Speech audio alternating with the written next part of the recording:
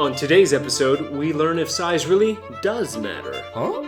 I have an epic fail at Buttonwillow Raceway. For those of you, like me, with more car seats than car mods, find out why track days are for us too. And I take my 10-year-old for hot laps in an attempt to beat my fastest lap time. Get Child Protective Services on speed dial because you're watching Midlife Mods.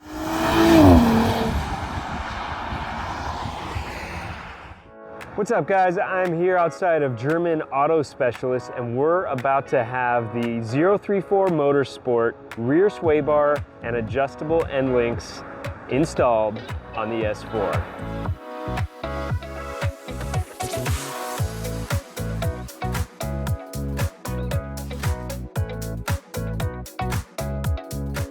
Here I have the original sway bar taken off the Audi S4. You can see that the mounts are not as beefy, not as strong as the 034 Motorsport mounts.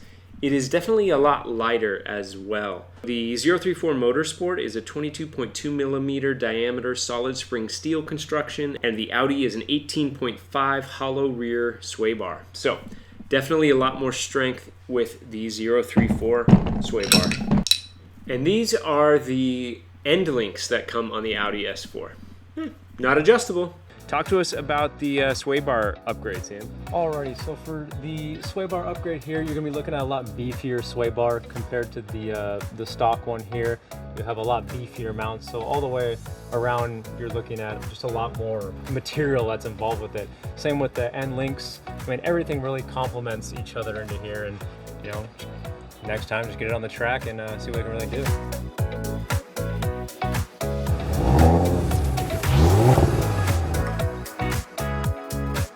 The idea of updating your rear sway bar is to reduce body roll in hard cornering.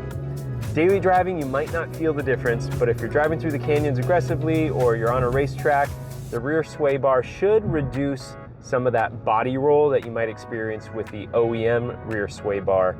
Can't really tell the difference yet, but I'm about to take an on-ramp here. You know what? I can already feel a difference in the body roll. Significantly reduced, tighter cornering ability, better handling.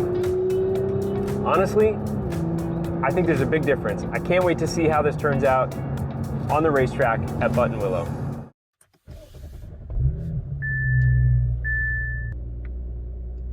It's 5:30 in the morning. Why am I up so early? Because we are headed to Buttonwillow Raceway for a Speed Ventures track day.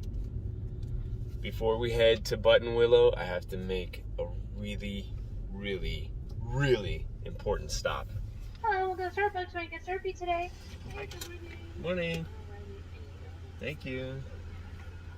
Next Starbucks, I had to pick up my race fuel. Get it?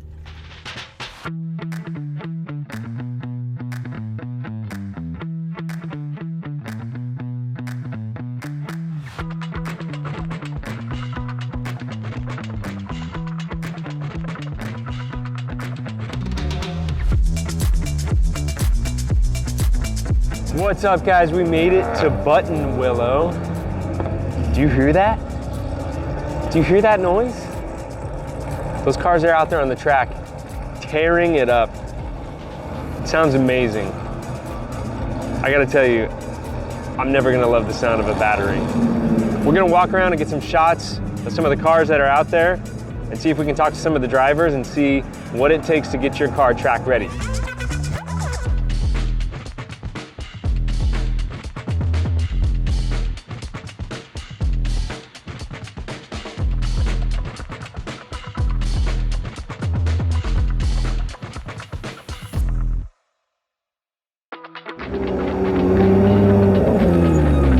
Hey guys, we're here with Chris from Speed Ventures. How you doing, Chris? Good, good. You guys are celebrating your 20-year anniversary, is that correct? Yes, been doing this for 20 years. Buttonwillow was one of the first events. I believe the first one was at Streets, actually. Yeah, 20 years ago. We've been doing this for a long time.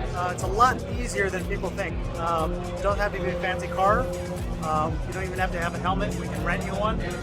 Bring whatever you have, bring it to the track, and we'll get you out there. Especially in the early days, it's much more about driving technique and not about the car. But of course, if you like to modify your car and enjoy the hobby that way, you're more than welcome to do it that way as well. But it's getting on track is it's for everybody, and it's very easy. So we're out here at the racetrack with our customers. Either I'm taking them out on a ride-alongs, making sure that their car setup is verified, is good, is working for them. We're out here also because like some of these guys are maybe our first-time customers, or they've been with us for a while. We take them out and we make sure that they're happy with cars. There's not a lot of guys out there or other shops out there that will come and make sure that the car is functioning well, right?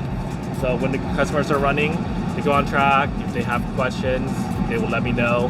And for whatever reason at all, if the car is not set up properly, we will just come out here. We'll take your tire temperatures, your tire data, and we'll go back and make the fine-tune adjustments at the track to tailor it to the drivers. So tell us about your setup here. What are you driving? It's a Porsche 2006 Cayman S, and I've done a few modifications. I've put a sports exhaust. I've also put in Olin coilovers to improve the handling. Sparker race seat. When you're driving, you tend to be moving around when you take a hard turn, so it's always beneficial to get a race seat with high sides so you don't slide around. These are Nitto tires. They're still street legal, but they wear out a lot quicker. So what you guys are seeing is kind of like our third iteration of the evolution of the build. If you guys follow our page at Studio RSR, you can see we did a whole channel series on our channel of like getting the car completely stock. And it's funny that we're at Buttonwillow here today because this is kind of like our home test track. So we did like a baseline in fully stock form, and then like a version 2, and then now we're in full global time attack competition spec. So Nice. yeah. So for somebody like me who's got a stock car right off the lot, is it possible to come to a track day like this and still enjoy it, or is there a lot of competition? Oh yeah, 100%. And I'm glad you asked that, because at the shop, that's kind of what we preach, is that, even though we're in the business of upgrading cars and modifying them for higher performance, like for track guys, it's always better to learn on a stock car. You're as the driver, you need to learn the skills first before your car is faster than you. So it's always nice to feel the evolution of the car and feel it every time you change something.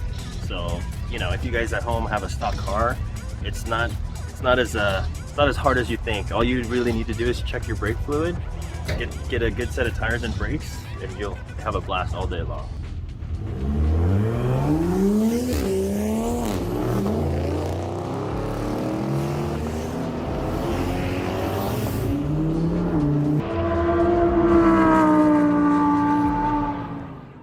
I'm here with JD, a professional race instructor with Speed Ventures here at Buttonwillow Raceway, and we're about to take my Audi S4 out on the track for some hot laps. Nice to meet you, JD. Yeah, it's good to meet you too. Looking forward to it.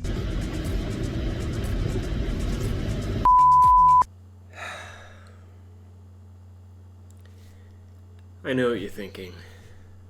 No, I didn't crash my car at Buttonwillow. My camera died. I know. It's still pretty stupid. So, since I can't show you track footage of my epic lap times at Buttonwillow, I would like to present to you a genuine reenactment of events. Hot laps with the 10-year-old, yeah. Are you ready? I was gonna ask you the same question. Good, because things are about to get real fast. Like, real fast. On your marks, get set, go.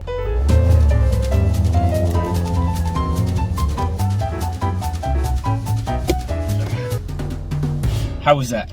That was your fastest lap yet. Nice. That's pretty much how it happened. Almost. Pretty close. Well. But I actually did pretty good. Just ask JD. How do you think the car did? Car did fantastic. Yeah. And you did pretty good too. Oh, thanks, JD. See? I told you. No, seriously. We actually did pretty good. So there were 15 people in the group. And out of 15, my lap time was the 5th fastest. So I think we learned that size does matter with your rear sway bar on your car. That's what I'm talking about, cars. So be sure to floor that like button and subscribe to this channel so you can see all the future updates on my Audi S4. Thank you for watching Midlife Mods.